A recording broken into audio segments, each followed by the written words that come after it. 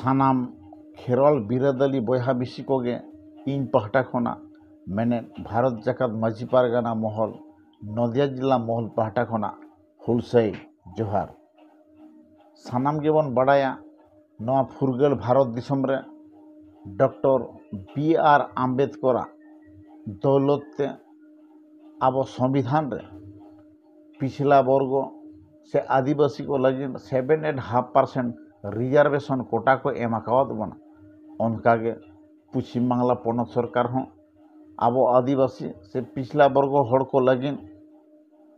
6% reservation quota एमाकावत बना ओना लेकातेगे नितों ओलो पढ़ाव लगी स्कूल कॉलेज यूनिवर्सिटी करे अब गताग्रीन गिद्रे को ऑल पढ़ाव करना से सुजोग सुविधा को नामेदा उनकागे चाकरी नौकरी क्षेत्र रे हों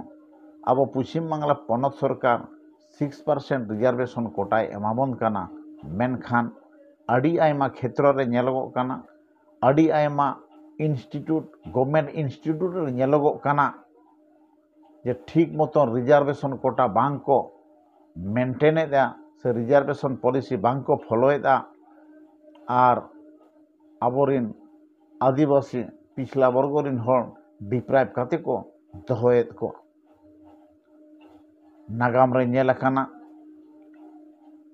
साम्राज्यवादी ब्रिटिश सरकार रोड कचड़न से नाहाचार खन परांगत नाम खातिर ते सिधु मुर्मू और कान्हू मुर्मू आयुर सुतुते चाँद भैरव फूलो झानो से माझी पारगाना सावते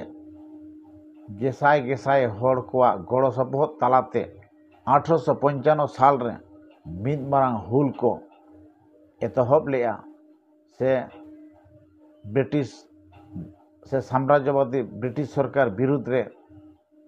हुल को एतहब लेदा तो बयहा आर मिसी को नवा शोषण जुग रे नेलोगो काना नवा इंटरनेट ग्लोबलाइजेशन जुग रे नेलोगो काना जे पश्चिम बांगला पनत रे मेना एम्स कल्याणी बसंतपुर रे मेना ओंडे नितोंग साय साय हजार हजार हड़ हाउस कीपिंग स्टाफ को हतावेत कोआ मेनखान कोनो रिजर्वेशन कोटा से रिजर्वेशन पॉलिसी के बांग को फॉलोएता नई एमएलए हानी एमपी ढाई मंत्री आपान अपिना सुपारिश तालाते ओंडे हाउस कीपिंग स्टाफ को रिक्रुटमेंट कोआ नवा इदिकाते भारत जाकात माझी पारगाना महल पहाटा खोना खोज खबर दहो काते छानबीन काते बाडायना जे ओना एम्स कल्याणी रे आदिवासी हड़ को मोठे बांग को हतावेत कोआ ओनाते भारत जाकात माझी पारगाना महल नदिया जिला महल पहाटा खोना ठाड़ गोटा हुए कना जे दारायकान 25 सेप्टेम्बर 2024 मैंने बुधवार हिलो ठीक तिकिन